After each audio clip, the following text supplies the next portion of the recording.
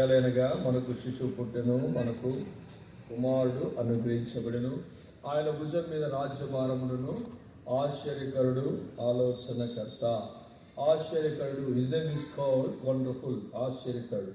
యేసుక్రీస్తు ప్రభువారు భూమి మీద జన్మించక పూర్వము యెషయా అనే ప్రవక్త ఆశ్చర్యకరుడైన దేవుని గురించి ప్రవచిస్తూ వచ్చాడు. అంటే యేసుక్రీస్తు ప్రభువారు భవిష్యత్తులో భూమి మీద జన్మిస్తాడు, ఆయన పరిశుద్ధంగా జీవిస్తాడు, ఎన్నో అద్భుతాలు చేస్తాడు.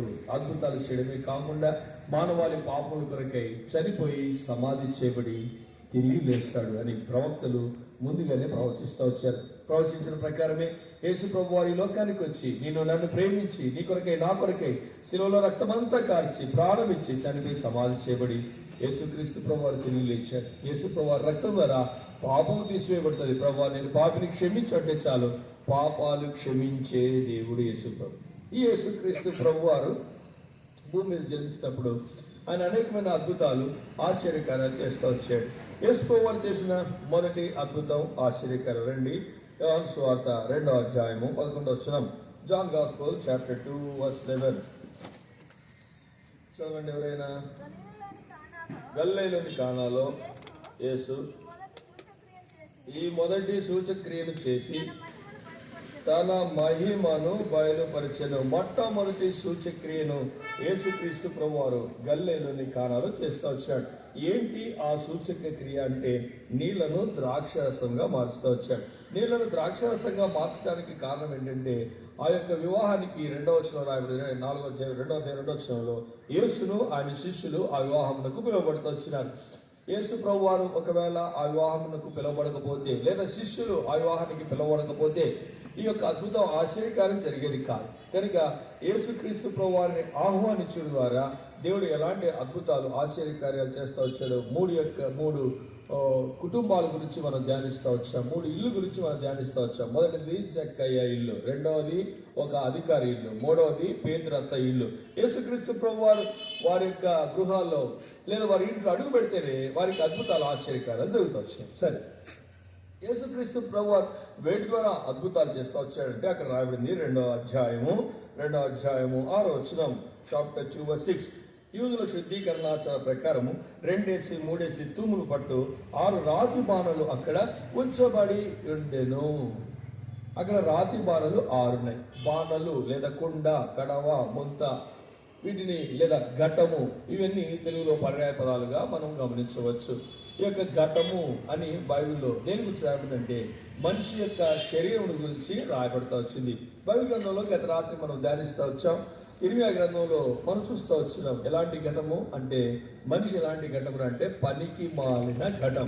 అంటే పనికి మాలినవి మనిషిని పనికి మాలిన ఘటము అని చెప్పడానికి పనికి మాలిన వాటి గురించి మనం బైబిల్ గ్రంథంలో ధ్యానిస్తే మొట్టమొదటిగా పనికి మాలినటువంటి దాసుడిగా ఉంటున్నాడు. తనకున్న చెడు లక్షణం ఏంటంటే సోమరి తనం, నిర్లక్ష్యం. రెండవదిగా పనికి మాలిన చెట్టు.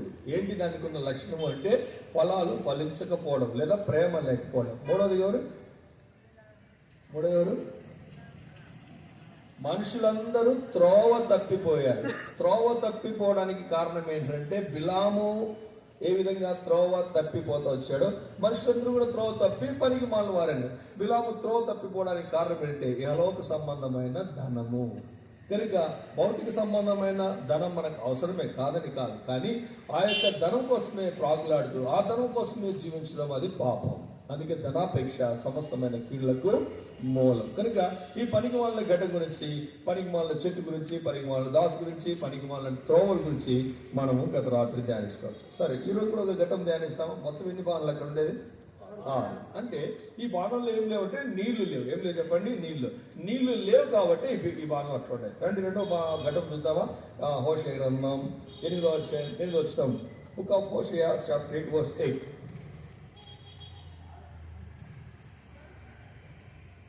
మీ బైబిల్లో లేదా? నేను చదువుతాను. ఇశ్రాయేలు వారు తిరివేయబడదురు, ఎవరికి ఇష్టము కాని ఘటము వంటి వారై అన్ని జనులలో నుందురు. ఇశ్రాయేలీయుల్ని ప్రభు ఏమని సంబోధిస్తున్నాడంటే ఇష్టము లేని ఘటము. ఇష్టం లేని ఘటం. ఏంటి ఇష్టం లేని ఘటం అంటే ఈ ఘటం లేదా ఈ కొండ, ఈ బాణ ఎవరికి ఇష్టం లేదు. ఎందుకో మరి ఎందుకు ఇష్టం లేదు, ఎవరిని మనం ఇష్టపడ్డాము అని మనం గమనిస్తే, బైబిల్లో మనం గమనిస్తే ఒక రాజు ఉన్నాడు. ఆ రాజు ఎవరికి ఇష్టం లేకుండా మరణిస్తూ వచ్చాడు. తెలుసు ఎవరు ఆ రాజు? ఎవరికన్నా తెలుసా తెలీదా? రైట్. 2వ దినవృత్తాంతగ్రంథం 21వ అధ్యాయం 12-13 వచనాలు. 2 Chronicles chapter 21 verse 12 and 13.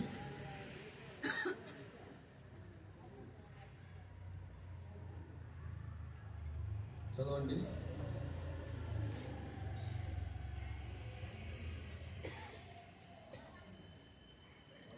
మీ బైబిల్లో లేదా? చదవండి. అంతటా ప్రవక్త అయిన ఏలియా పత్రిక రాసి 2వ దినవృత్తాంతములు 21:12 చదవండి. అంతటా ప్రవక్త అయిన ఏలియా ఒక పత్రిక రాసి అతని యొద్దకు పంపాను. నీ పితరులకు దావీదునకు దేవుడైన యెహోవా తెలుసుదేమనగా, నీవు నీ తండ్రి అయిన యెహోషాపాతు 20 చదవండి. 20 చదవండి ఫస్ట్. 21వ అధ్యాయం 20 వచ్చిన. అతడు ఏలనారంభించినప్పుడు 12 ఏళ్లవాడు యెరూషలేములో 8 సంవత్సరములు ఏలి ఎవనికి ఇష్టం లేని వాడే అతడు చనిపోయాను. లోకంలో ఒక సామెత చెప్తారు. ఏంటి తెలుసా? యథా రాజా రాజు ఇష్టం లేని వాడు. ప్రజలు ఎట్లుంటారు? ఇప్పుడు ఇస్రాయేల్ గురించి ఇక్కడ రాకుండా మాట అంటే, వారు ఎవరికి ఇష్టం లేని ఘటము. వారు ఎవరికి ఇష్టం లేని ఘటం కారణం ఏంటంటే వారు నడిపించే రాజు కూడా ఎవరికి ఇష్టం లేని వాడుగా ఉంటున్నాడు. అర్థమవుతుందా? ఎందుకు ఆ రాజు ఎవరికి ఇష్టం లేదు అనేది మనం గమనిస్తే 3 విషయాలను మనం గమనించవచ్చు. రండి. 2వ దినవృత్తాంతములు 21వ అధ్యాయం 12 వచనం. 2 Chronicles chapter 21 verse 12. అంతటా ప్రవక్త అయిన ఏలియా ఒక పత్రిక రాసి అతని యొద్దకు పంపాను. నీ పితరులకు దావీదునకు దేవుడైన యెహోవా సెలవిచ్చిందేమనగా, నీవు నీ తండ్రి అయిన యెహోషాపాతు మార్గమునందైనను యూదా రాజు అయిన ఆసా మార్గమునందు నడవక ఇశ్రాయేలు రాజుల మార్గమునందు నడిచి. చాలు. ఇక్కడ ఎవరికి ఇష్టం లేకపోవడానికి కారణము, అక్కడ మొదటి కారణం ఏంటంటే దేవుని మార్గములో లేదా నీ తండ్రి అయిన యెహోషాపాతు మార్గములందనను యూదా రాజైన ఆసా మార్గములందు నడవక. ఏ మార్గంలో నడవాలో ఆ మార్గంలో నడవాలి. కింద రాయబడింది 11వ వచనంలో, ఇశ్రాయేలు రాజుల మార్గమందు నడిచి. యెహోషాపాతు గురించి కానీ లేదా ఏలియా గురించి క్షమించండి దావీదు యెహోషాపాతు గురించి కానీ ఆసా గురించి కానీ మనం గమనిస్తే 2 విషయాలు బాగా గుర్తుపెట్టుకోవాలి. ఆసా ఎలాంటి వాడంటే, తను రాజు అయిన తర్వాత తాను చేసే ప్రధానమైన పని ఏంటంటే దేవుని యొద్దనే విచారము చేయదు అని నిష్కర్ష చేసుకున్నారు. వాళ్ళు ఏం చేసుకున్నారు చెప్పండి? అంటే అంత పట్టుదల ప్రభు మీద ఆధారపడాలి. యెహోషాపాతులో ఉన్న సుగుణం ఏంటంటే దేవుని యొద్దనే విచారణ చేయాలి, లేదా దేవుని చిత్తము ప్రకారం నడుచుకోవాలి. అంటే యూదారాజు అయిన యెహోషాపాతు కావచ్చు, యూదారాజు అయిన ఆసా కావచ్చు, అంటే తన పితరులు వారు ఎవరు ఎట్లున్నారు అంటే దేవుని చిత్తానుసారంగా జీవిస్తూ వచ్చారు, దేవుని చిత్త ప్రకారం నడుచుకుంటూ వచ్చారు. రెండోది ఏం చేస్తూ వచ్చారు? దేవుని యొక్క వారు విచారణ చేస్తూ వచ్చారు. ఎంత మంచి అనుభవం కదా! ఈ యొక్క రాజు ఎవరికి ఇష్టము లేకపోవడానికి కారణం ఏంటంటే తన జీవితంలో అలా నడుచుకుంటూ వచ్చాడు. ఇది మొదటి. ఇందులో రెండోది ఏంటంటే ఇశ్రాయేలీల మార్గంలో నడుచుకుంటూ వచ్చాడు. ఇది ఒక తప్పు. అర్థమవుతుందా? ఎవరి మార్గం నడుచుకున్నాడు? ఇశ్రాయేల్ రాజులు ఎట్లాంటి వారంటే అక్కడ రాబడింది ఆహాబు ఎలాంటి వాడు అంటే నాకన్నా మీకు ఎక్కువగా తెలుసు. అర్థమవుతుందా? ఆఫ్టర్ ఆల్ ఒక భూభాగం కోసం ఒక మనిషినే చంపించేశాడు. అంత ఘోరం కదా! ప్రియమైన దేవుని బిడ్డలారా, మన జీవితాల్లో మనం నేర్చుకోవాల్సింది ఏంటంటే ఎవరికి ఇష్టము లేని ఘటముగా మనం జీవించకూడదు. ఎవరికి ఇష్టం లేని ఘటాన్ని కూడా దేవుడు నీళ్లతో నింపి తన కొరకు వాడుకున్నాడు. ఇది గమనించాలి. కనుక మానవుని యొక్క జీవితంలో మనం కూడా ఎవరికైనా సరే ఇష్టము లేని వారముగా ఉంటున్నాము అంటే కారణం ఏంటంటే ఆశలాగా దేవుని చిత్త ప్రకారం నడుచుకోవట్లా, ఆహాబులాగా దేవుని యొక్క విచారణ చేయడం మర్చిపోతున్నాం. ప్రభు ఇది చేయాలా వద్దా, ఇది చేయాలా వద్దా ప్రభా, నువ్వు చెప్తే నేను చేస్తా ప్రభా, నువ్వు ఎట్లా చెప్తే నేను అట్లా వింటా ప్రభా. ఏ రోజైనా ఇలాంటి అనుభవంలో నువ్వు ఉన్నావా? ఒకవేళ ప్రభు చెప్పాడు అనుకో వద్దు అని, సరే ప్రభా నువ్వు వద్దు అని చెప్పాడు నేను మానేస్తా అంటాం మనం. నువ్వు బాగా అర్థమవడం చెప్తా. క్రిస్మస్ వచ్చింది కదా, చాలా మంది అప్పుడే షాపింగ్ చేసేసారు. ఎత్తండి, షాపింగ్ చేసారా? లేదు. సరే ఇప్పుడు షాపింగ్ చేయాలా వద్దా? మొదటిది షాపింగ్ చేయాలా వద్దా మీరే చెప్పాలా? ఏమట్లా? ఎవరికి వేసుకున్నావు బట్టలు కట్టుకోవాలి, మీకెందుకు? నా బర్త్డే మీ బట్టలు వేసుకుంటాను, నేను వేసుకుంటాను. నా బర్త్డేకి నేను వేసుకుంటానా మీరు వేసుకుంటారా? చెప్పలేదు, నేనా మీరా? నేను చెప్పలేదండి. నా బర్త్డేకి జవాబు వేరే జవాబు చెప్పు. నా బర్త్డేకి నేను బట్టలు వేసుకుంటాను, మీరు బట్టలు వేసుకుంటారా? నా బర్త్డే నేను సెలబ్రేషన్ చేసుకుంటాను, మీరు సెలబ్రేషన్ చేసుకుంటారా? నా బర్త్డే నేను భోజనం పెడతాను, మీరు పెడతారా? మరి యేసు బర్త్డేకి మీరేం చేసుకుంటారు? సరే ఓకే, సంతోషం. యేసు భూమి మీద పుట్టాడు, అందరికీ సంతోషం. ఆయన బర్త్డే ఒక సెలబ్రేషన్ చేసుకుంటాం. ఆయన మన నాయకుడు, ఆయన మన రాజు, ఆయన మన ప్రభు, మనల్ని రక్షించాడు, మన పాపం కొరకు శిలువ రక్తంగా చనిపోయి సమాజం తిరిగి లేచాడు, మనకు సంతోషం. అందుకని కింద కూర్చోవలసిన కింద కూర్చోవాలి. నేను మద్దతు తింటే మన ఫీల్ అవుతాను. అర్థం అవుతుందా? ఆ చిన్నపిల్లలు కింద కూర్చోబెట్టండి. కొంతమంది వస్తూ ఉంటారు, కొత్త వాళ్ళు వస్తారు, వాళ్ళు మనం వినాలా? చేతి ఖాళీకి నేను కూర్చుంటే మన లేచి వస్తుంది. రైట్. కనుక షాపింగ్ చేయాలి. ఇప్పుడు షాపింగ్ చేయాలనుకోండి, ప్రభు నేను షాపింగ్ చేయాలా వద్దా అని అడగవద్దు, ఎందుకంటే అది ఖచ్చితంగా చేయాలి.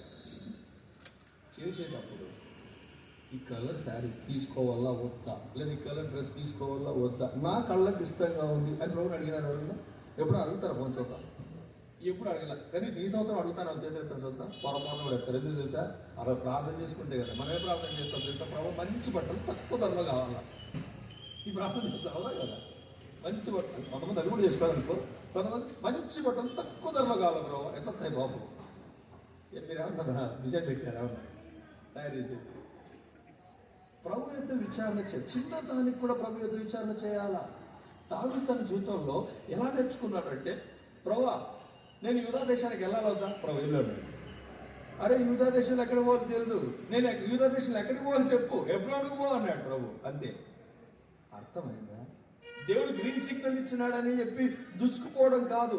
దేవుని చిత్తాన్ని సంపూర్తిగా మనం ఏం చేయాలంటే తెలుసుకోవాలి. దేవుని చిత్తాన్ని సంపూర్తిగా చేయడానికి ఇష్టపడాలి. దేవుని యొక్క విచారణ చేయాలి. అక్కడ పెట్టేసాను ఏం కాదు, పెట్టేసాను.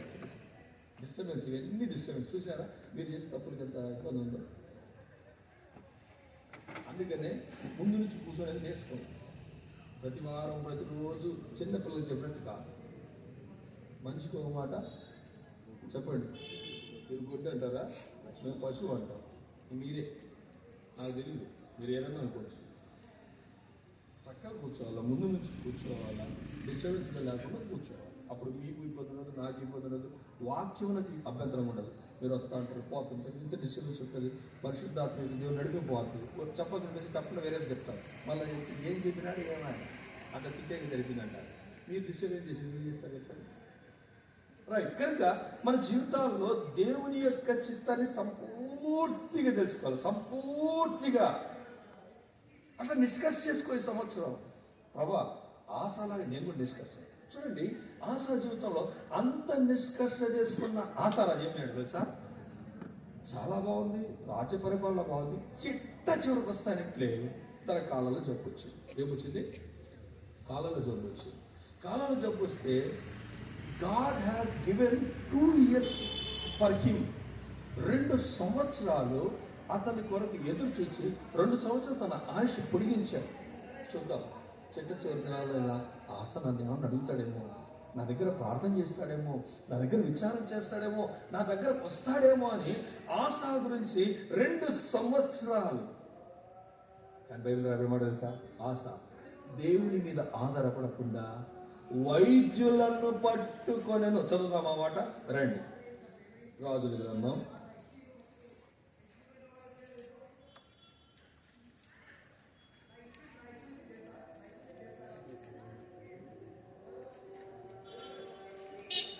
2వ దినవృత్తాంతముల గ్రంథం 15వ అధ్యాయం. 2 Chronicles chapter 15. 15వ అధ్యాయం చివరి వచనం చూడండి. 12-13 వచ్చాను. ఆసా తన ఏలుబడి యందు 39వ సంవత్సరమున పాదములలో జబ్బు పుట్టి తాను బహుబాధపడినను దాని విషయంలో అతడు యెహోవా యొద్ద విచారణ చేయక వైద్యులను పట్టుకొనేను. అరే ప్రభు, నాకు ఎందుకు ఈ జబ్బు వచ్చింది, నాకెందుకు ఈ నష్టం వచ్చింది, నాకెందుకు ఈ పరిస్థితి వచ్చింది అని కనీసం దేవుని యొక్క విచారణ చేసినట్టు బైబిల్లో రాయబడలా. విచారణ చేయకపోవడం మొదటి తప్పైతే ఇక ఏం చేశారంటే వైద్యులు పట్టుకున్నారు. నాకు బాగు చేసేది మీరే, నన్ను బ్రతికించేది మీరే, మీ మెడిసిన్ బాగు చేస్తారని దేవుని అంతకు ముందు చూడండి. 15వ అధ్యాయము తన యొక్క జీవితము ఎంత అద్భుతంగా ఉందో చూడండి. 13, 14, 15. పిన్నలే గాని పెద్దలే గాని పురుషులే గాని 12 చదువు.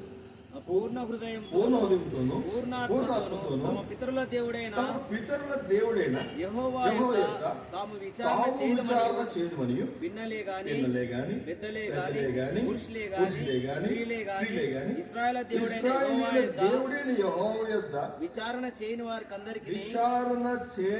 వారికందరికి మరణం విధించుదుమనియు నిష్కర్షణ చేసుకొని. ఎంత అద్భుతం కదా! పిల్లలు కావచ్చు, పెద్దలు కావచ్చు, పురుషులు కావచ్చు, స్త్రీలు కావచ్చు, దేవుని దగ్గర ఎవడైతే విచారణ చేయరో వాళ్ళకి ఏం పడుతుంది? వాళ్ళకేంటి శిక్ష? మరణం. ఇప్పుడు 14 వారు ఎలుగెత్తి బొబ్బలిస్తూ మేళంతోను మూలనాలతోను వేరు ధనులతో యెహోవా సన్నిధిని ప్రమాణము చేసిరి. They promised to God in the presence of God. దేవుని సన్నిధిలో దేవుని చేత దేవునికి ఎవరు ప్రమాణం చేస్తా వచ్చారు. ఇంత ప్రమాణం చేసి 15వ వచనం రాయబడింది. ఈలాగు ప్రమాణం చేయబడగా యూదా వారందరికీ ఏం కలిగింది చూడండి. చివరి భాగంలో చుట్టూనున్న దేశస్థులతో యుద్ధం లేకుండా వారికి దేవుడు ఏం చేశాడు అంటే, దేవుని మీద ఆధారపడితే, దేవుని వైపు చూస్తే, దేవుని వద్ద విచారణ చేస్తే వచ్చే లాభం ఏంటంటే నెమ్మది, వచ్చే లాభం ఏంటంటే సంతోషం. ఇంతగా దేవుని మీద ఆధారపడిన ఆశ చివరి దినాలకు ఏమైపోయింది? దేవుని మీద ఆధారపడకుండా మనుషులు అనుకున్నాడు. బైబిల్ గ్రంథంలో ఆది కాండం మొదటి వచనం నుండి ప్రకటన గ్రంథం చివరి వచనం వరకు మధ్యలో వచనాలు ఏంటి తెలుసా? 118 ఎంత రాయబడింది. ఏం చెప్పండి? మనుషులు నమ్ముకోండి కంటే యెహోవా నాశనం, రాజులు నమ్ముకోండి కంటే.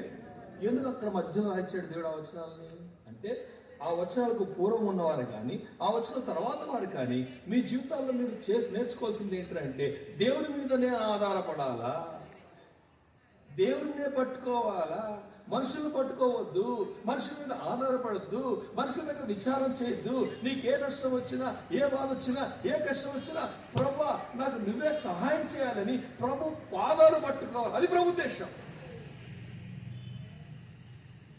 కార్యారంభము కంటే కార్యాంతము ఆరంభం చాలా బాగుంది. లోకంలో సామెత చెప్తారు, ఏమో తెలుసా? మీరు తెలంగాణ కావచ్చు, కానీ మీ తెలంగాణ ఇంతకుముందు ఎక్కడ ఉందండి? ఆంధ్రాలో ఉంది. ఆంధ్రులు ఆరంభ శూరులు. చెప్పండి, ఆంధ్రులు ఇది చెప్పండి, ఆరంభ శూరులు. ఎందుకన్నాడు అన్నమాట అంటే, ఆరంభంలో రక్షణ పొందింది నాలో ఆ ఆరాధన ఏంటి, ఆ పాటలు ఏంటి, ఆ బైబిల్ బ్యాగ్ ఏంటి, ఆ పరిగెత్తుకుంటా మందిరం పోవడం ఏంటి, మందులో ఓడవడం ఏంటి, రాను రాజుగుర్రం మన చూడట్లేదు. ఇప్పుడు ఆరంభంలో బాగుంది, చివరికి వస్తే మనుషులు మనుషులైతే విచారం చేస్తూ వచ్చారు. చూడండి, God has given 2 years to him. 16వ అధ్యాయము 12వ వచనము 13వ వచనం. ఆసా తన పితరులతో కూడా నిద్రించి తన ఏలుబడి యందు నలవది 41వ సంవత్సరమున మృతి పొందగా. 12 వచ్చిన చదవండి. తన ఏలుబడి యందు 39వ సంవత్సరం పాదములతో జబ్బు పుట్టి 39వ సంవత్సరం పాదాలు జబ్బు పుడితే 41వ సంవత్సరం చచ్చిపోయాడు. ఎన్ని సంవత్సరాలు? 41 39 తీసేయండి. 2 సంవత్సరాలు. 2 సంవత్సరాలు ప్రభు ఎదురు చూశాడు. ఎవరి కోసం తెలుసా? పోనీ వైద్యుని పట్టుకున్నాడు. బాగుపడ్డాడా? చూడు రాయబడిన మాట 14 వచనము. అత్తరు కనివారి చేత సిద్ధము చేయబడిన సుగంధ వర్గములతోనూ పరిమళ ద్రవ్యములతోనూ నిండిన పడక మీద జనులు అతను ఉంచి అతని నిమిత్తము బహు విస్తారమైన గంధ వర్గములను దహించి. ఏం దహించారు? విస్తారమైన గంధ వర్గాలు ఎందుకు? చరిత్రలో సెట్ ఎందుకు కొడతా చెప్పండి. ఎవరు? నువ్వనేనా? ఎవరు వాసన రాకుండా? ఎవరికి వాసన రాకుండా? చచ్చిపోయిన శవం వాసన మనకు రాకుండా మనం ఏం చేస్తాం? చెట్టు ఆ బాడీ చుట్టూ పడతాం. బహు విస్తారం అంటే తన కాళ్ళల్లో జబ్బు వలన నేను అనుకుంటాను దుర్వాసన కక్కులిపోయాయేమో, చెప్పలేదు. ఆ జబ్బుతోనే చచ్చిపోయాడు. పెట్టారా? మన జీవితాల్లో మనం ఏ మార్గంలో నడుస్తాం? ఎవరికి ఇష్టం లేని వాడు ఎవరు చనిపోవడానికి కారణం ఏంటంటే ఆరంభములో ఉన్న ఆశారాజులాగా లేడు. చివరిగా యెహోషాపాతును మనం చూస్తే చనిపోకముందు నీ యొద్ద విచారణ చేస్తా అని ప్రభు దగ్గర తాను ఆధారపడుతూ వచ్చాడు. అందుకని యెహోషాపాతు గురించి రాయబడిన మాట చదువుదామా? రండి. 2 వృత్తాంత గ్రంథము 20వ అధ్యాయం.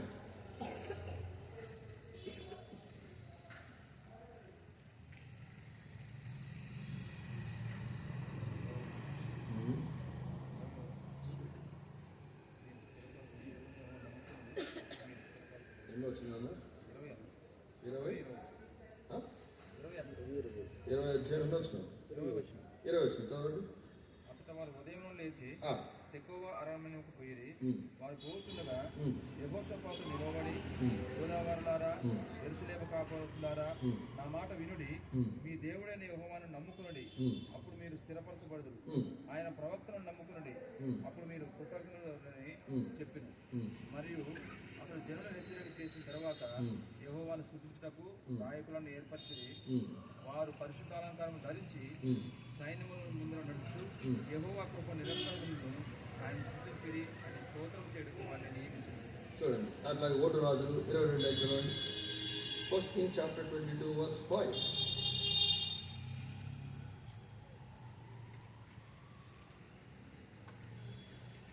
వారి ఆలోచన చొప్పున అతడు ప్రవర్తించి రామోద్వీలలో సిరియా రాజైన హజాయేలుతో యుద్ధం చేయటకై ఆహాబు కుమారుడైన ఇశ్రాయేలు రాజు యెహోవా రాముతో కూడా పోయింది. సిరియన్ల చేత యెహోరాముకు గాయములు. యెహోషాపాతు నేడు యెహోవా యొక్క విచారణ చేయదు రండి ఇశ్రాయేలు రాజుతో అనగా ఏమన్నాడు? నేడు ఇశ్రాయేలుల రాజుల దగ్గర క్షమించండి, ఇశ్రాయేలు రాజు ఏమన్నాడు? నేడు యెహోవా యొక్క విచారణ చేద్దాం. ఆరంభములో దేవుని యొద్ద విచారణ చేద్దామన్నాడు. చివరికి వస్తే తాను దేవుని యొద్ద విచారణ చేయలేకపోతా వచ్చాడు. కానీ యెహోషాపాతు జీవితం తెలుసా?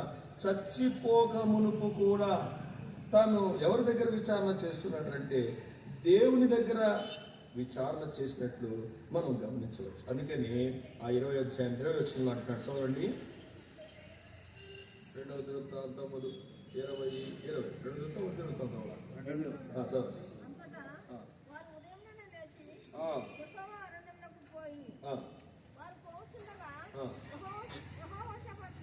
యెహోషాపాతు నిలబడి, యూదావారులారా, యెరూషలేము కాపురస్తులారా, నా మాట వినండి,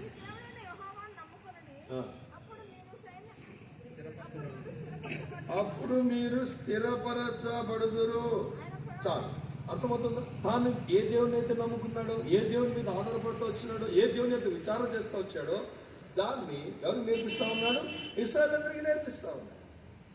చెట్ట చెరుతారు చచ్చిపోయేటప్పుడు కూడా చనిపోక మునుపు కూడా ఏమంటున్నారంటే వాళ్ళందరూ వస్తారు, ఓ రాబోతులా నువ్వు విజయం సాధిస్తావు, విజయం సాధిస్తావు అని అందరు ప్రవక్తలు చెప్తుంటే ఏమనిపించింది తెలుసు, జరక గడ్డెక్కించేసి నిద్ర వస్తుంది.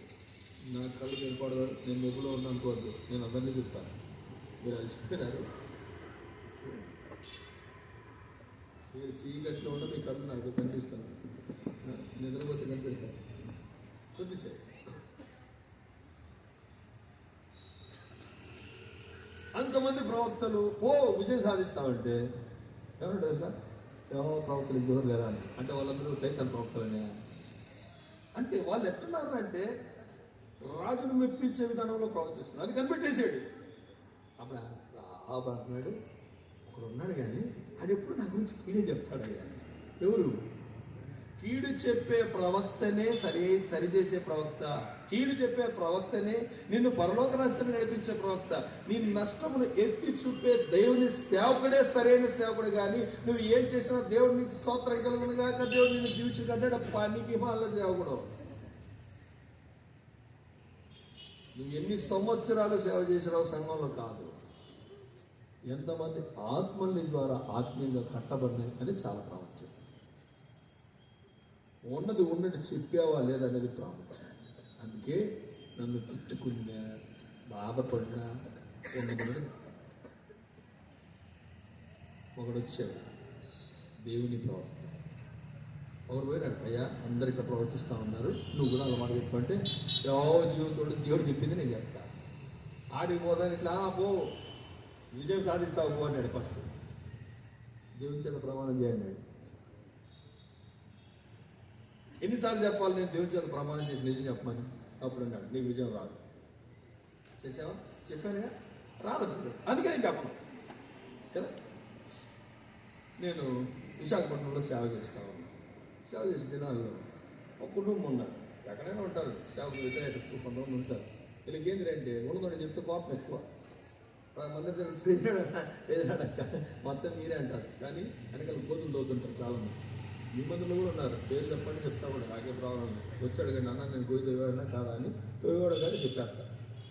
అందరూ కూడా చెప్పి నీ సిగ్గుపోతుంది వల్ల ఎట్ట తోవేయమంటే కూడా చెప్తా కారణం. అర్థమవుతుందా? అట్లుంటారు సంఘాలు, విశ్వాసం అట్లే ఉంటారు. కానీ సేవకులు మాత్రం ఎట్లుండాలి అంటే ఉన్నతుడు బోధించాలి. ఆ రోజు జరిగిన సంఘటన ఏంటంటే, ఒక సహోదరుడు ఉన్నాడు, ఒక యవనస్తుడు. ఆ యవనస్తుడు నా ద్వారా ఆత్మీయం కట్టబడి నా ద్వారా రక్షణ పొందాడు. ఆ యవనస్తుడు ఇంకొక యవనస్తులతో కలిసి ఒక బిజినెస్ స్టార్ట్ చేయాలనుకుంటాడు. బిజినెస్ స్టార్ట్ చేయాలనుకుంటే ఇది సునీల్ అన్నకు మాత్రం చెప్పాలి. ఎందుకో ఆత్మలోడు చెప్పకుండా ఉండడు. కానీ నువ్వు ఏమన్నా అనుకో, నేను చెప్పేస్తున్నా, నేను పెడుతున్నా, నేను వాళ్ళతో కలుస్తున్నా లేదన్నా, సరే నువ్వు ప్రార్థన చేసుకో, నువ్వు దేవుడి చిత్తం కనుక్కో, నేను ప్రార్థన చేస్తా, దేవుడికి సమాధానం జాయిన్ అవ్వాలి. ఉన్నటువంటి దేవుడి సమాధానం ఎవరైనా ఉన్నట్టు వాడు నేను విత్డ్రా అయినా. అదే బిజినెస్ అంత పెద్ద బిజినెస్ పెడుతున్నారు మీరు, నువ్వు విత్డ్రా అయితే పరిస్థితి ఏంటంటే, లేదన్నా ప్రభు నాకు సమాధానం ప్రభు పలానా వచనంతో నాతో మాట్లాడినాడు కాబట్టి నేను మానేస్తున్నాను. సరే వాళ్ళు చెప్పలా. రేపు ఓపెనింగ్ ఆ రోజు తిమోతికి నా దగ్గరికి వచ్చారు. ఆ రోజు నైట్ అంటే మాకు సంవత్సరానికి రెండు రోజులు వస్తారు తిమోతికి నా దగ్గర వచ్చి, ప్రతి సంవత్సరం వచ్చి నా దగ్గర ఫోన్ చేసి నా దగ్గరే ఉండి ఆయన చక్కగా దేవునితో గడిపి ప్రార్థన తీసుకుని వెళ్ళిపోతాడు. ఓన్లీ నైట్ టైం మాత్రం మీటింగ్స్ పెడతారు. అట్లా 2 రోజులు వచ్చారు. ఎవరికి చెప్పండి మా దగ్గరికి వచ్చేస్తారు, మా దగ్గర ఉండేవారు. ప్రతి సంవత్సరం 2 రోజులు ఉండేవారు. ఆ రోజు వచ్చాడు. తిమోతికి వచ్చింది సంఘంలో వచ్చి తెలియదు కూడా. వాళ్ళకి ఇష్టమైన వాళ్ళందరినీ ఏం చేశారు అంటే ఆ యొక్క బిజినెస్ స్టార్ట్ చేసి పిలుచుకున్నారు. దానికి తోడు అంటారు కదా హెడ్ క్వార్టర్ సేవకుడు అనేటోడు. నాకు హెడ్ క్వార్టర్ ఉండే సేవకుడిని ఏం చేశారంటే స్పెషల్ స్పీకర్గా పిలిపించి బ్యాన్ వేశారు. ఆ సేవకుడే కనీసం నాకు ఇన్ఫర్మేషన్ కూడా ఇవ్వాలి. నేను పెద్ద కాబట్టి అరేంజ్ చేస్తాను. వచ్చాడు, ఓపెనింగ్ చేస్తాను, సౌండ్ సిస్టమ్ కాదు. అప్పుడు ధైర్యంగా వచ్చి మా ఇంట్లో ఉన్న తాళం తీసుకొని వెళ్ళి కింద తాళం తీసి మందులో స్పీకర్స్ అన్నీ తీసుకొని వెళ్తుంటే గొప్ప ఒకసారి రా అన్న తిమ్మది గారిని. వచ్చాడు, చూడు ఏంట్రా అన్న, ఇదిగో హెడ్ క్వార్టర్ సేవకుడు ఎటు చేస్తున్నాడు, వీళ్ళు ఎటు చేస్తున్నారు. చాలా బాధపడ్డాడు. ఒక స్థానిక సేవకుడు పెట్టుకుని ఇంత న్యాయం జరుగుతుందా? ఆ రోజు అంతా ప్రార్థన చేసి ఆయన వెళ్ళిపోతే ఏమన్నాడంటే, నేను మీకు ఒక ప్రాంతానికి సేవ పంపాలనుకుంటున్నా, ప్రార్థన చేసుకోండి. నేను అన్నాను, తప్ప ఇప్పుడిప్పుడే సంఘము ఆత్మీయంగా అభివృద్ధి పడుతూ ఉంది. అంటే నా భార్య నింది అంకుల్ 1.5 సంవత్సరం అయింది అంకుల్, అప్పుడే ట్రాన్స్ఫర్ అంకుల్ అంటే నా భార్య అన్నమాట ఎంత తెలుసా, బిడ్డ గుంటూరులో 1 నెల నేను సేవ చేశాను, నేను ప్రార్థన చేసుకున్నాను ప్రభు సమావేశం. అక్కడి నుంచి డైరెక్ట్ గోవాకి చేశాను. గోవాకి ట్రాన్స్ఫర్ చేస్తుంటే రాయచోట్లో సేవకునికి జరుగుతుంటే రాయచోట్లో ఉండే సంఘపతులు అందరూ కలిసి వెళ్ళి నెల్లూరు సంఘపతులు వెళ్ళి మాకు ఆయన్ని సియోనుకు ఆయన సేవకుడిగా పంపాలి అంటే ఆ చెప్పిన వాడు తెలుసా, గోవాలో సేవ చేసిన తర్వాత నేను సియోను పంపుతా కానీ గోవాకు మాత్రం పంపకుండా మానుతాను. నేను అంటే నమ్మకపోయినా నేను గోవా నుంచి నెల్లూరు సియోనుకి ట్రాన్స్ఫర్ అయినా, కానీ ఆ విషయం ఆయనకి తెలుసు, ఆయన సంతకం పెట్టాడు వల్ల. నేనంతా దాని ప్రవర్తన గురించి చెప్తాను. మీరు నమ్ముతారా, ఆ బిజినెస్ నాకేం చెప్పలా, వాళ్ళ ఇష్ట ప్రకారం చేసుకున్నాడు, అంతా అయిపోయింది. చివరికి దివాలా తీసి ఎత్తేసే పరిస్థితి వచ్చింది. అప్పుడు ఒకరోజు అన్నా ఆ హోటల్కు బిజినెస్ చాలా నష్టం వస్తుంది, ప్రార్థన చేయన్నా అన్న. నేను అన్నా ఓపెనింగ్ ఎందుకు ప్రార్థన చేయించుకోవాలా అన్న. ఒక సేవకుడు సూటిగా చెప్పినప్పుడు, ఒక సేవకుడు నీ నష్టం గురించి చెప్పినప్పుడు సరి చేసుకునేది నేర్చుకో. అది సేవకుడు కావచ్చు, సేవకురాలు కావచ్చు, గుర్తుపెట్టుకో. అంతేగాని తిరుగుబాటు చేయండి. ఈ రాజు తిరుగుబాటు చేశాడు. ఆహాబు మాట విని యెహోషాపాతు యుద్ధానికి వెళ్ళినట్టు, నువ్వు క్షేమంగా వస్తే కదా, నువ్వు క్షేమంగా వచ్చినట్టు చూద్దాం. చివరికి ఏమైంది, ఆహాబు చనిపోయాడు. కానీ యెహోషాపాతు దేవుని యొక్క విచారణ చేయటం బట్టి అతని యొక్క మరణం నుండి దేవుడు యెహోషాపాతును అక్కడ, అంటే చివరిగా తాను మరణించే సమయంలో ఏ దేవుని యొక్క తాను విచారణ చేయాలని తీర్మానం చేసుకున్నాడు, ఆ తీర్మానంలో తాను నిలబడుతూ వచ్చాడు. దేవుని బిడ్డలారా, యెహోరాము ఎవరికి ఇష్టం లేని వాడై మరణించడానికి కారణం ఏంటంటే తన పితరులైన ఆసా కావచ్చు, తన పితరులైన యెహోషాపాతు కావచ్చు, వారు వెళ్ళిన దేవుని మార్గంలో నడవలేదు. ఆసా ఆరంభంలో దేవుని మార్గం నడిచాడు, చివరిగా దేవుని మార్గంలో నుండి తొలగిపోతూ వచ్చాడు. యెహోషాపాతు దేవుని మార్గంలో నడుస్తూ వచ్చాడు, దేవుని మీద విచారం చేస్తూ వచ్చాడు. చివరికి తొలగిపోయే పరిస్థితిలో కూడా తొలగిపోకుండా చచ్చేంత వరకు దేవుని మీద విచారం చేయడం నేర్చుకుంటూ వచ్చాడు, బ్రతుకుతూ వచ్చాడు, చరిత్రలో నిలబడిపోతూ వచ్చాడు. నా జీవితం మన జీవితం ఎలా ఉంది మనం పరిశీలించుకుందామా? దేవుని మార్గంలో మనం నడుచుకుంటున్నామా? దేవుని యొక్క విచారం చేస్తున్నామా? దేవుని చిత్తం మనం తెలుసుకుంటున్నామా? మన ఇష్టానుసారం మనం చేస్తున్నాం, మనకిష్టమైనది మనం చేస్తాం. బైబిల్లో రాయడం మాట తెలుసా, మనకిష్టమైనది మనం చేయడం ద్వారా అది మనకు దక్కదు, మనకిష్టమైనది మనం చేయడం ద్వారా దానివల్ల నష్టం వస్తుంది. మీకు 2 ఉదాహరణలు చెప్తా. మొదటిది, నేను మా నాన్నకి కదిలో మాకు ఇల్లు ఉండేది, అమ్మేసిన తర్వాత మా నాన్నకి నేను కొడుకైనా మా నాన్న 500 ఉంటే అందరికీ భాగం పెట్టాడు. సరే, నాకు వచ్చిన భాగంలో నాకు గిటార్ అంటే చాలా ఇష్టం. అది వాయించడం రాదు కానీ ఇష్టం. నేను గిటార్ నేర్చుకోవాలని చెప్పి అప్పట్లో 2000 సంవత్సరంలో 1300 పెట్టి కొన్నాను. ఇప్పుడు ఆ గిటార్ ఆడదో కూడా తెలుసు. ఈరోజు కూడా గిటార్ చదివినాను. నాకు 2 పీసులు కూడా అయిపోయి. మొదటి అదే 2000 సంవత్సరంలో 8000 పెట్టి నాకు భూమి కొన్నాను. ఈరోజు అది 20 లక్షలు. అది దేవుని చిత్తం కనుక్కొని నేను ప్రార్థన చేస్తుంటే, నీ యొక్క పితరుల పిత్రార్జితం అమ్మకూడదు అని రాయబడింది. ప్రభా, మరి అమ్మేస్తున్నారు కాబట్టి మా పితరులకు గుర్తుగా నేను ఈ స్థలం కొనుక్కుంటా, స్థలం కొన్నా. దేవుని చిత్తానుసారంగా కొన్నది ఈరోజు ఎంత అయింది? 20 లక్షలు. ఎంత? 8000 పెట్టుకుంటే 1300 క్షమించండి, 8000 పెట్టి కొంటే అది ఈరోజు 20 లక్షలు అయింది. 1300 పెట్టి కొంటే ఈరోజు ఏమైంది? అడ్రస్ కూడా లేదు. ఇది మొదటి. అర్థమవుతుందా? నా జీవితాల్లో, మనందరి జీవితాల్లో మనం నేర్చుకోవాల్సింది ఏంటంటే మన ఇష్టం కాదు, దేవుని ఇష్టం చేయాలి. బైబిల్ గ్రంథంలో మనం గమనిస్తే సంసోను అనే ఒక వ్యక్తి మీకు కనిపిస్తాడు. ఈ సంసోను అనే వ్యక్తి ఒక ఫిలిస్తీయురాలైన ఒక కన్యకను చూసి ఇష్టపడతాడు. ఇష్టపడిన తర్వాత వాళ్ళ అమ్మోళ్ళు అంటారు, ఏమంటారంటే, ఇశ్రాయేలులో ఇంతమంది ఉన్నారు కదా, ఇంతమంది ఉండగా నువ్వు వీరు కాకుండా ఆ ఫిలిస్తీయులు సున్నతులైన వారి దగ్గర నాకు ఇష్టమైంది కావాలంటే అన్నాడు. అనుభవించాడా? అనుభవించారా? ఎవరు అనుభవించారు? వాళ్ళ స్నేహితులు అనుభవించారు. దాంట్లో ఎంత నష్టం వచ్చింది? అతనితో చెప్పమాట, నీ జీవితంలో నీకు ఇష్టమైంది నువ్వు చేయొద్దు, దేవునికి ఇష్టమైంది చేయడం నేర్చుకో. ఇది నీకు ఇష్టమా కాదా ప్రభా నాకు చెప్పు. అలా నువ్వు చేస్తా పోతే దేవునికి ఇష్టడుగా, దేవునికి ఇష్టాలుగా ఉంటావు. కానీ అలా చేయకపోతే ఆహాబు మార్గములు ఎందుకు నడిస్తే అంటే ఆహాబు ఏ మార్గం నడిచాడంటే చచ్చేంత వరకు అట్టే చెప్తాడులే నాకేంటి అని మొండిగా వెళ్ళిపోయాడు. అందుకే చచ్చాడు. మొదటి రాజుల గ్రంథం రండి 22వ అధ్యాయం 1 Kings chapter 22.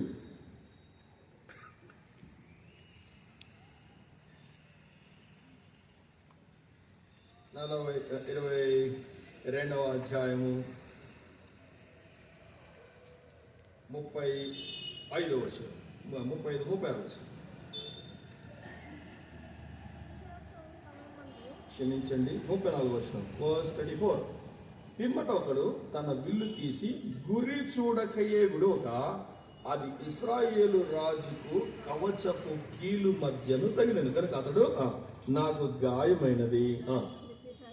ఒకడు గురి కూడా చూడాల. అర్థమవుతుందా? దేవుని యొక్క విచారణ చేసి దేవుడిది చెయ్యొద్దు అని చెప్పిన తర్వాత కూడా అలా వెళ్ళడం ద్వారా ఒకడు గురి చూడకుండా కొడితే ఎవరికి తగిలిందంటే ఆహాబుకు కవచపు కీలుకు మధ్యలో. ఎంత గురి పెట్టి కొట్టాలి తెలుసా? గురి చూడకపోతే కూడా కొడితే కూడా తగిలిందంటే అర్థం ఏంటంటే ఆ బాణం దేవుడు తనకు పంపించాడు. కారణం ఏంటి తెలుసా? దేవుని యొక్క విచారణ చేసి వద్దు అని చెప్పిన పని చేయడం వలన తన జీవితంలో మరణం పొందవచ్చు. దేవుని బిడ్డలారా, మరి జీవితాల్లో యెహోషాపాతు ఆశ దేవుని మార్గంలో నడిచినట్లు దేవుని యొక్క విచారణట్లు చేస్తున్నామా, లేదంటే ఆహాబులాగా కఠినమైన హృదయం కలిగిన వారమై మన జీవితాన్ని మనం కొనసాగిస్తున్నామా? మనం పరిశీలించుకుందాం. ఎవరికి ఇష్టము లేనివాడై చనిపోవడానికి మొదటి కారణం. రెండో కారణం చూద్దామా? 2వ దినవృత్తాంత గ్రంథం 21వ అధ్యాయం 13వ వచనం. 2 Chronicles chapter 21 verse 13. ఇశ్రాయేలు రాజుల మార్గమందు నడిచి ఆహాబు సంతతి వారు చేసిన వ్యభిచారముల చొప్పున యోదాను యెరూషలేము కాపురస్తులను విస్తరింపజేసి నీకంటే యోగ్యులైన నీ తండ్రి సంతతి వారు. రెండోది ఇక్కడ రాబడింది. ఏం చేస్తా వచ్చినాడంటే ఆహాబు సంతతి వారు చేసిన డాష్ యెరూషలేము కాపురస్తులను డాష్ చేసి ఏం చేశాడు చెప్పండి. ఇక్కడ చాలా మంది అంటే సార్ విచారం అంటే ఏంటి తెలుసా? వ్యభిచారము అంటే సరైన అర్థం ఏంటంటే వ్యభి అంటే వదలి, చరము అంటే అనుసరించుట, వదలి అనుసరించుట అంటే దేవుని మార్గమును విడిచిపెట్టి దేవుని మార్గము కాని దాన్ని అనుసరిస్తూ కూడా వచ్చారు. అర్థమవుతుందా? అర్థమైంది చెప్పేది? నీది దాన్ని అనుసరించకుండా నీది కాని దాన్ని అనుసరించటమే. ఎన్నిసార్లు దేవుని మార్గాన్ని వెలికి విడిచిపెట్టాం? దేవుడు చెప్పినట్టు చేయకుండా వేరే మార్గంలో ఎందుకు వెళ్తున్నాం? ప్రభు ఎన్నిసార్లు మనతో మాట్లాడుతూనే ఉన్నాడు, సంధిస్తూనే ఉన్నాడు, సరిచేయడానికి ఇష్టపడుతూనే ఉన్నాడు. మరి సరిచేయడానికి ఇష్టపడుతున్నామా? బైబిల్లో వ్యభిచారం గురించి 2-3 మాట్లాడుతాం. ధనం కూడా వ్యభిచారంతో పోలుస్తావచ్చు. లోకపు యొక్క కోరికలు, లోకానుసారమైనటువంటి ఇష్టాలు కూడా వ్యభిచారంతో పోలుస్తావచ్చు. మీ జీవితంలో ఏది కలిగింది? ఇప్పుడు అనొచ్చు, అన్న నేను పవిత్రుడిని, నేను పరిశుద్ధురాలని, నేనైతే వ్యభిచారం చేయలే, మనసులో చేయలే. ఏ రోజు నీ మనసులో చెడు తలంపు రాలేదా? చెడు చూపు రాలేదా? చాలామంది ఉన్నట్టు వ్యభిచారం అంటే అమ్మాయిని అబ్బాయిని చూస్తే, అబ్బాయిని అమ్మాయిని చూస్తే వ్యభిచారం కాదు. ఇతరుల మీద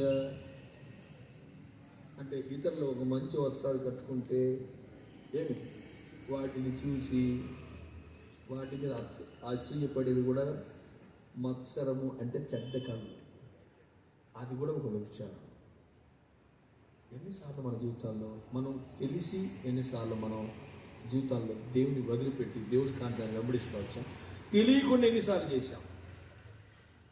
ఇష్టము లేకపోవడానికి రెండవ కారణం వ్యభిచారం. మొదటిది ఏంటి? దేవుని మార్గంలో నడుచుట అంటే దేవుని యొక్క విచారణ చేయగా దేవుని చిత్తం తెలుసుకుంటా. అది చేయకుండా ఇంకేం చేశాడు ఆయన? ఆహాబు మార్గంలో నడిచాడు. అంటే దేవుడు చెప్పినా కూడా మొండిగా వెళ్తా వచ్చాడు. రెండోది ఏంటి? వ్యభిచారం. మూడోది చూడండి, చేసి ముగించుకుందామా? 2 Wృత్తాంతగ్రంథం 21వ అధ్యాయం 11వ వచనం. నీకంటే యోగ్యులైన నీ తండ్రి సంతతి వారికి నీ సహోదరులు ఏం చేశావు? చంపి ఉన్నావు. నరహత్య. నేను నరహత్య చేయలేదు అని వచ్చింది తండ్రి. మొన్న నేను నా సాక్ష్యం చెప్తూ నేను చెప్తుంటే చిన్నరాజన్న అన్నాడు, ఊరికనే ఉన్నాను మర్డర్ కూడా చేయలేదు కానీ అన్నాడు. దేనికన్నాడు, చేసినోడు ఎవడు చెప్పుకోరాడు. మరి ఏం చేస్తాం, మరి చెప్పాల్సి వస్తుంది కానీ చెప్పినాను. మీరు చెప్పండి, మీరు మర్డర్ చేశారు లేదా? పోనీ చేయలేదని వచ్చేటంటే ఎక్కిచేయమవుతుందేమో, కేసు ఆడని ఇరికిస్తారేమో అన్నట్టున్నారు. నరహత్య అంటే ఓ మనిషిని పొడిచే కాదు, ఓ మనిషి చంపడం కాదు. నీ నోటి నాలుక చేత ఇతరుల మనస్సును బాధ పెడితే కూడా నరహత్యే.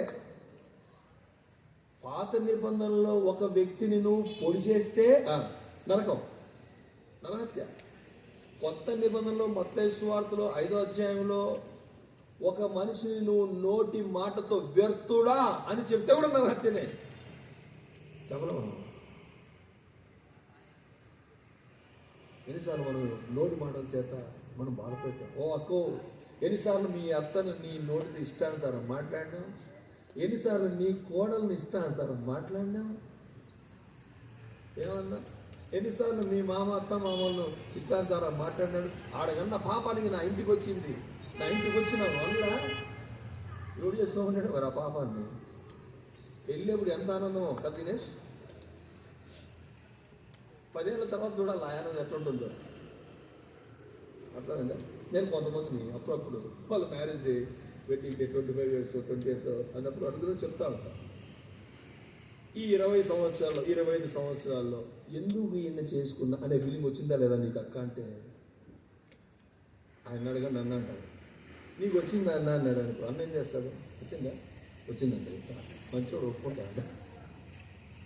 ఆయనకు వస్తే నాకు కూడా వస్తుంది, నాకు ఎందుకు రాదు అని ఇది చెప్పారు సార్. అర్థమవుతా చెప్పేది? కారణం ఏంటి? కారణం ఏంటి చెప్పండి? మాటలే. నీ నా జీవితాల్లో నాకు నిన్న ఒక అన్న చెప్పి ఫోన్ చేశాడు. అన్న పేరు సుందర్. నాకు కొన్ని ఆత్మీయ విషయాలు చెప్తా అంటాడు. నాతో మంచి క్లోజ్ ఫ్రెండ్. నాకు చాలా విషయాలు నన్ను సరి చేసే వాళ్ళు ఆయన కూడా ఉంది. మనం ఫోన్ చేస్తే నేను లిఫ్ట్ చేయలేదు. నేను ఉదయం ఫోన్ చేశాను, ఎప్పుడో కొంత మాట్లాడుతున్నాను. సునీల్, నువ్వు చాలా బిజీగా ఉన్నావు నాకు తెలుసు. నేను 3 విషయాలు మాత్రం చెప్తాను బాగుంటుంది. నెంబర్ 1, నీ పొట్ట తగ్గించాను. ఏం చేయాలన్నా పెరుగుతుంది అన్న. ఖచ్చితంగా డైట్ మెయింటైన్ చేయి, కొంచెం వాకింగ్ చేయండి, హెల్త్ కాపాడుకోవాలి. నెంబర్ 2, నీ భార్యకు నీ కొడుకు సమయం ఇవ్వు. ఒకరిని ఎక్కడన్నా వెళ్ళినా కూడా వారితో ఫోన్లో మాట్లాడు. నువ్వు మాట్లాడదు, వాళ్ళు మాట్లాడేది నువ్వు విను. నెంబర్ 3, ప్రతిరోజు నువ్వు మాట్లాడే మాటలు సాయంత్రం కూర్చొని నోట్బుక్లో ఏం మాట్లాడినావు కొన్ని రాయి. అవి చెడ్డ మాటలైనా రాయి, మంచి మాటలైనా కూడా రాయి. అవి రాసిన తర్వాత వారాంతమున ఒక రోజు కూర్చొని ఆ వారంలో అంతా నువ్వేమేం మాట్లాడినావో అవన్నీ ఒకసారి చదివితే భవిష్యత్తులో ఈ మాటలు నేను మాట్లాడకూడదు, ఈనాటి మాటలు నేను మాట్లాడాలి అనే జ్ఞానము దేవుడు నీకు ఇస్తాడు.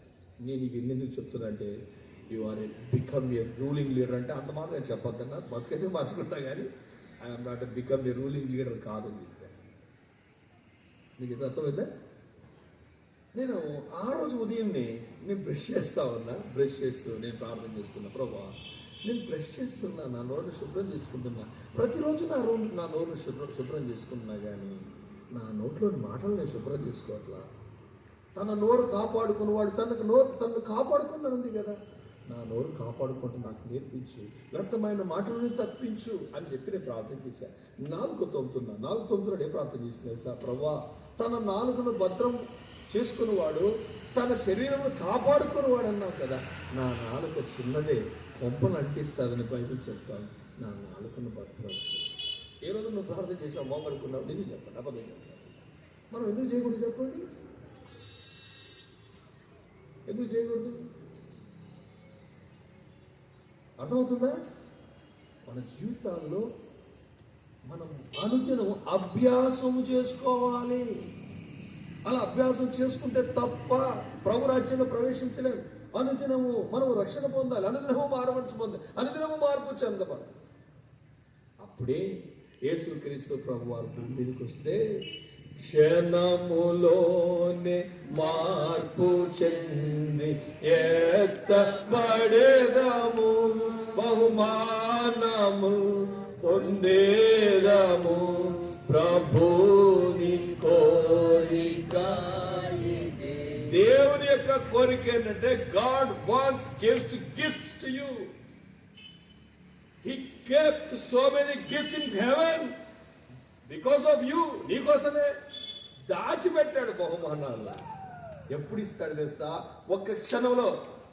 యేసు ప్రభువు వారు మధ్యాకాశానికి వచ్చినప్పుడు బోర ఊదితే రెప్ప పాటలు మనం అక్కడికి వెళ్తే, నా బిడ్డ నా కుమారుడా మీరెంత కష్టపడ్డారు కదా, ఎంత శ్రమ పడ్డారు కదా. బహుమానాలు. ఈరోజు స్వార్థ జరుగుతుంటే చిన్న విషయం జరిగింది. అరే కొన్నిసార్లు మనం ధైర్యంగా ఉండాలా, పౌరుషం కలిగి ఉండాలి. తప్పు కాదు. మన తప్పు లేనప్పుడు మనం ఎంతవరకైనా ధైర్యంగా పోవచ్చు. కానీ మన తప్పు ఉందని మనోళ్ళకి తెలియక కొంచెం ఫార్వర్డ్ అయ్యారు. దాన్ని బట్టి అవతల రెచ్చిపోయి ఏ తప్పు చేయని నాకు విజయభవన్ 2 దెబ్బలు పడ్డాయి. నాకేమో చెప్పు దెబ్బ పడింది, ఆయనకేమో చెప్ప దెబ్బ పడింది. ఇక వాడు బయట రానిట్టు మమ్మల్ని లోపల వచ్చాడు, లోపలలోంచి కీబోర్డ్ కింద పడేసాడు, ఆ స్టేజ్ తీసుకెళ్ళి పగలగొట్టేసాడు. బయట రాని ఎట్లా దగ్గర ఒక సలహా ఇచ్చిందన్న, పోలీసులు ఫోన్ చేసాం బాగుంటుంది, ఎందుకంటే మనం బయటికి పోవాలి కదా. సరే నేను మండలి గురించి ఫోన్ చేశాను. అంతలో ఒక ఆయన వచ్చి వద్దు సార్ వెళ్ళిపోండి, అన్నమ్మకి ఫోన్ చేస్తాను, గొడవలు అయితే వెళ్ళిపోండి అంటే మేము టిఫిన్ తిని పోతామా అంటే మీకు టిఫిన్ ఉన్నాయి డబ్బులు ఇస్తే అంటాడు. సరే ఎట్టకేళ్ళకి వచ్చేసాం. పోలీసు వాళ్ళు రాకముందు చంద్రబాబు అన్నాడు, అన్న ఈ కేసు రికార్డు ఎందుకన్నా అన్నాడు. ఒక్క మాటతో పోలీసు వాళ్ళు నేను రానిలా, అవసరం లేదు సార్ ఆగిపోతాను. నా దగ్గర అన్ని ఎవిడెన్స్ ఉన్నాయి. నేను వెళ్ళి కంప్లైంట్ చేస్తే దీని మించిన కొత్త కీబోర్డ్ కొనుక్కోవచ్చు ఈ టైంలో. అలాగే చెప్పుతో కొడితే ఇక్కడ నాకు ఎర్ర గచ్చబడింది. విజయభవన్ ఇట్లా కొడితే 5 వేలు ఇట్లా పడ్డాయి. ప్రభు దగ్గరికి వెళ్ళామనుకో, ప్రభు అంటారు సార్ నా బిడ్డ నా కొరకు నువ్వు చెప్పగలుగుతున్నావు, నా కొరకు నువ్వు చంపగలుగుతున్నావు, రానికి బహుమానం ఐ విల్ గివ్. అర్థమవుతుందా? ప్రేమ దేవుడులారా, మన జీవితాల్లో మనం ఇతరులను నరహత్య చేసే వారముగా ఉన్నామా, లేదా ఇతరులు మనల్ని చంపుతుంటే చంపబడుతున్నామా? ఒక్క మాట తట్టుకో, ఒక్క దెబ్బ తినలేదు మనం ప్రభు కోసమైతే చూస్తాం.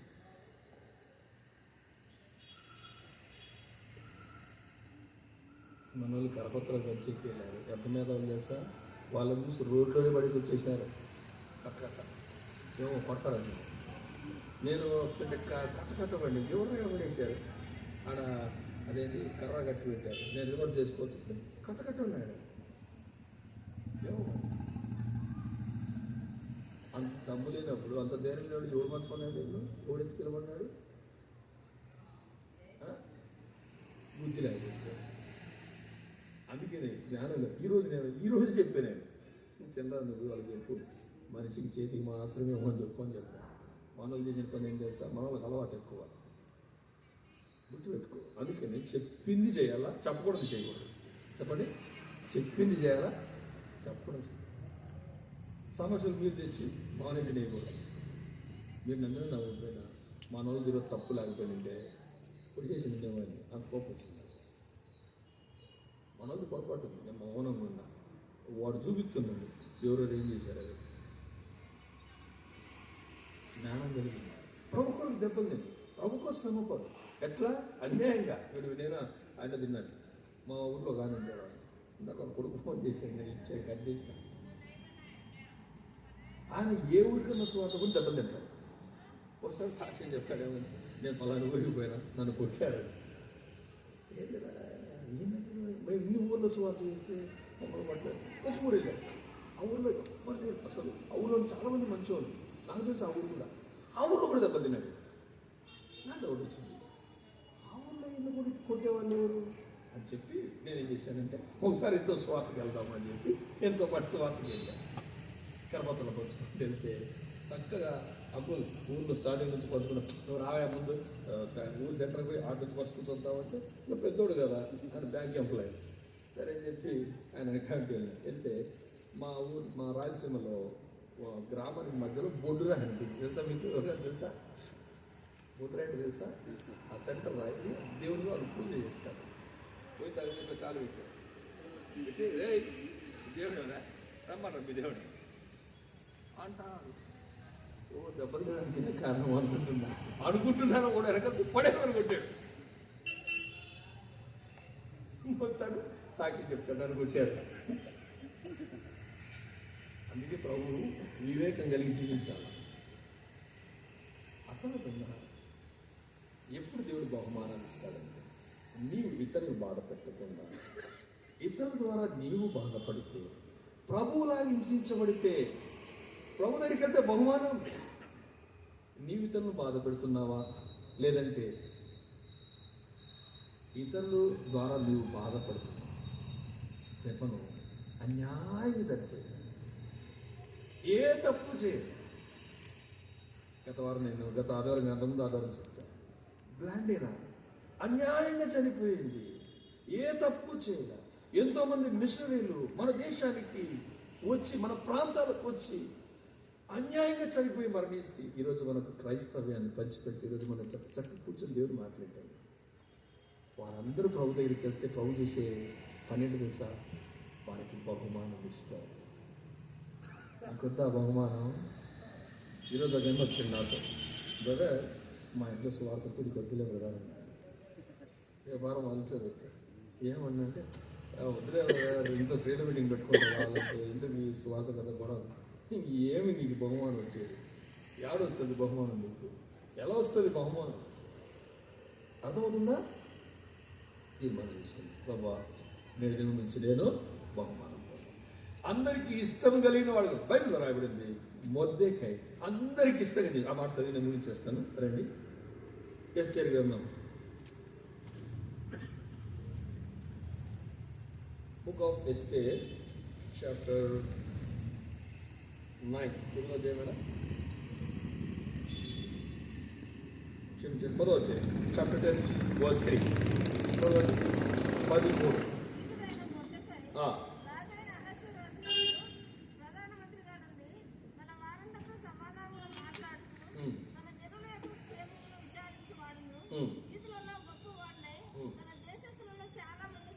ఇష్టుడిగా ఉండేను. సరే, ఇష్టుడిగా ఎలా ఉన్నాడని చెప్పాలంటే ఇప్పుడు టైం లేదు కనుక మన జీవితంలో ఎవరికి ఇష్టము లేని వారముగా ఉండకూడదు.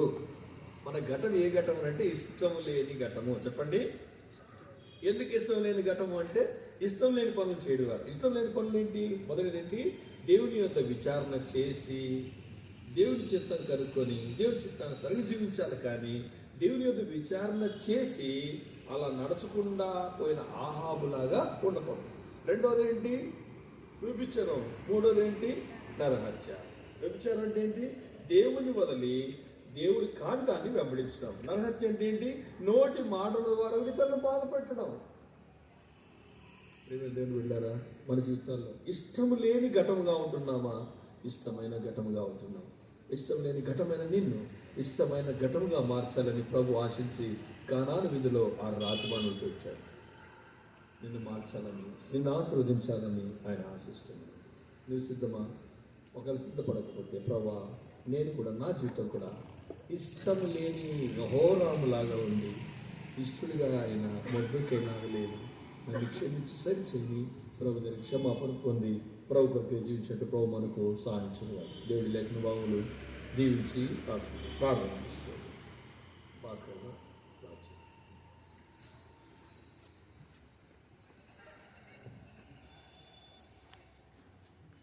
ప్రేమ నమ్మకమైన తండ్రి, దయగలిగిన దేవా, యేసుక్రీస్తు ప్రభువా, మీ నామమును బట్టి వందనాలు చెల్లిస్తున్నాం తండ్రి.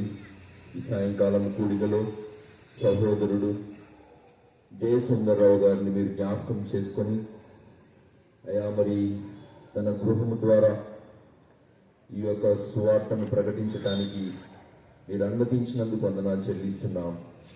సహోదరుడు జయసుందరరావు అన్నను సహోదరిని, వారికి ఇచ్చిన 3 పిల్లలను మీరు ఆశీర్వదించి దీవించమని ప్రార్థిస్తున్నాం. దయగలిగిన తండ్రి, మరి ఈ సాయంకాల సమయంలో నీ దాసుడి ద్వారా బయలుపరిచిన లేఖన భాగములను బట్టి వందనాలు చెల్లిస్తున్నాం. ముఖ్యంగా యెషయా 9:6 ద్వారా నా తండ్రి మరి మీ మాటలు ప్రకటించడానికి తనకిచ్చిన ఆధిక్యతను బట్టి వందనాలు చెల్లిస్తున్నాం. దయగలిగిన తండ్రి, నువ్వు మంచి దేవుడు, గొప్ప దేవుడు. యెషయా 9:6 ప్రకారంగా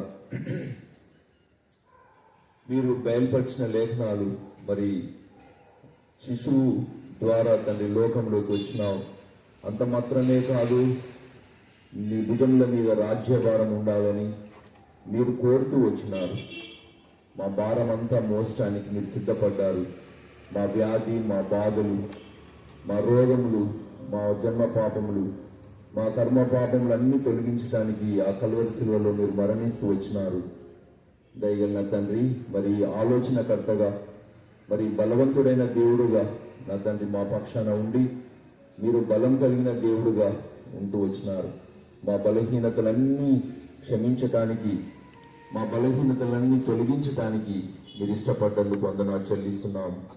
మనుషులం నా తండ్రి, మరి ఈ లోకంలో ఉంటున్నాం గనుక తండ్రి, మా బలహీనతలు, మా శ్రమలు, మా దుఃఖములు, మా వ్యాధులు, మా బాధలు, మా యొక్క అన్నీ కూడా మీరు తొలగిస్తున్నందుకు వందనాలు చెల్లిస్తున్నాం. మీరు 2025 సంవత్సరం క్రితం భూమిపైకి వచ్చి మా యొక్క మరి భూమిపై ఉన్న ప్రజల యొక్క కష్ట నష్టాలు, సుఖ దుఃఖాలు, వాటిలో నుంచి మమ్మల్ని వేరుపరచడానికి మీరు ఇష్టపడ్డందుకు వందనాలు చెల్లిస్తున్నాం.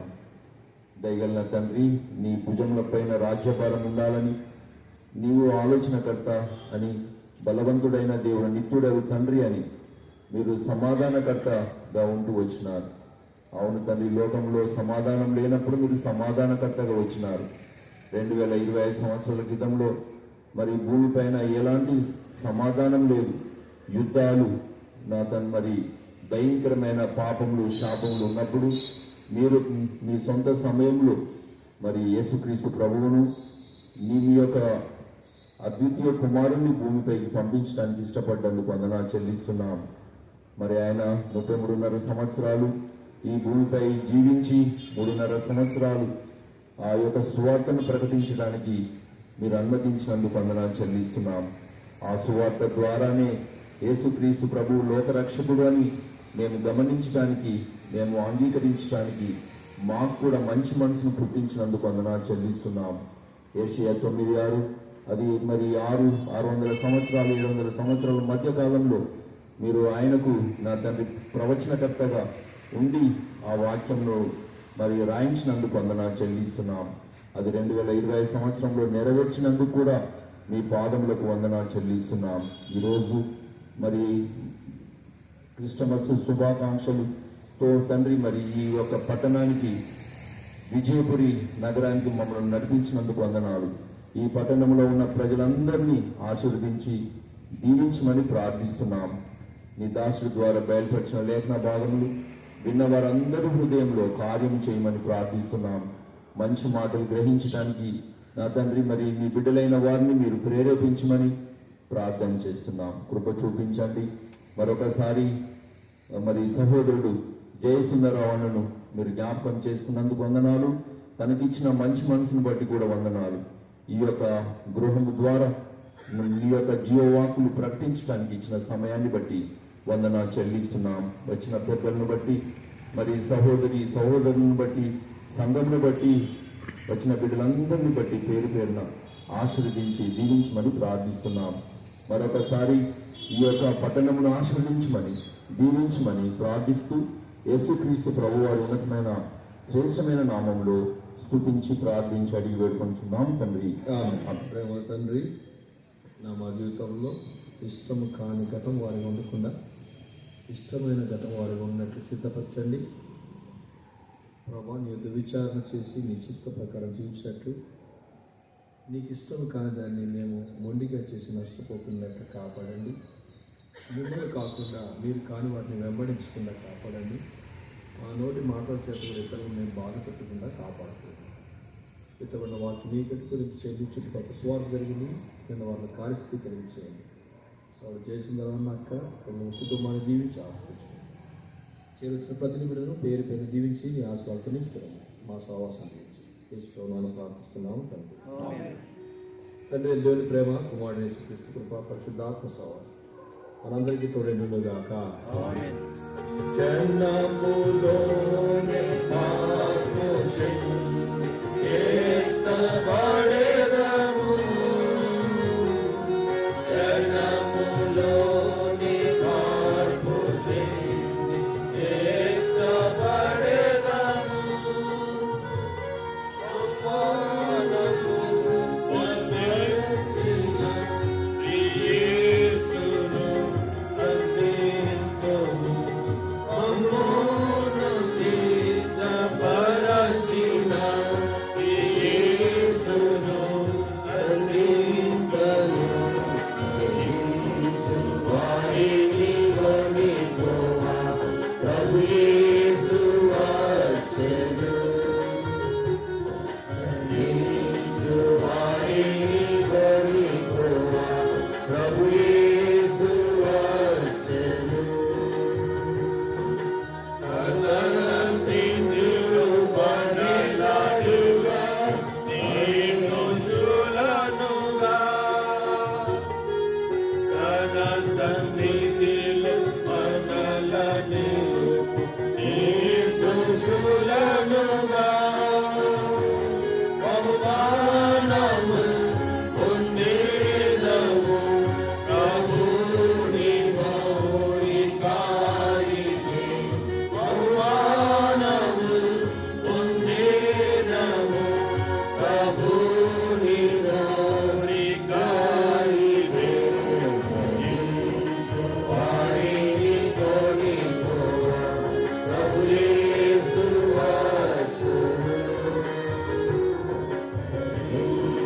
వారిని కొనిపోవా ప్రభు యేసు వచ్చెను. కల్పించుకొనెదరుగా వారి సమస్తము. కల్పించుకొనెదరుగా వారి సమస్తము. వారిని కొనిపోవా ప్రభు యేసు వచ్చెను. వారిని కొనిపోవా ప్రభు యేసు వచ్చెను. బోలే జిందా ఖుదావన్ యేసు మసీకి. పాపుల కొరకై ప్రాణం పెట్టిన యేసు క్రీస్తు ప్రభునకి. హల్లెలూయా. ప్రైజ్ అందరికీ. మీకు భోజనం సిద్ధపరచబడింది, దయచేసి భోజిస్తారంటే రేపు ఉదయము సోదరి కేజీఆర్ నాగరాజు వాళ్ళ ఇంటి దగ్గర స్వార్థ లొకేషన్ పెడతాం రండి. రేపు సాయంత్రం సోడు జీవమణి కిరణ్ ఎన్జిఓస్ కాలనీలో స్వార్థ కొడుకుంటుంది. ప్రార్థించండి. మీరు లేచినట్లయితే మీకు భోజనం సర్వ్ చేస్తాం. Praise the lord.